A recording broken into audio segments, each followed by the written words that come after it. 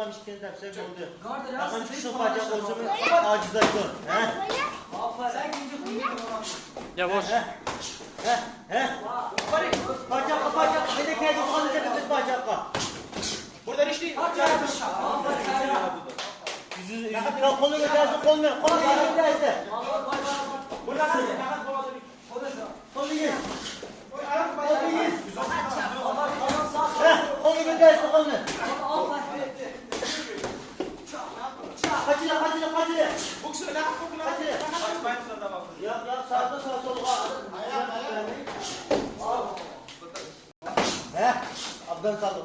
Yine giller. İçiden giller mi içiden? Parçakla geri gel. Koldan abiden de. İçiden.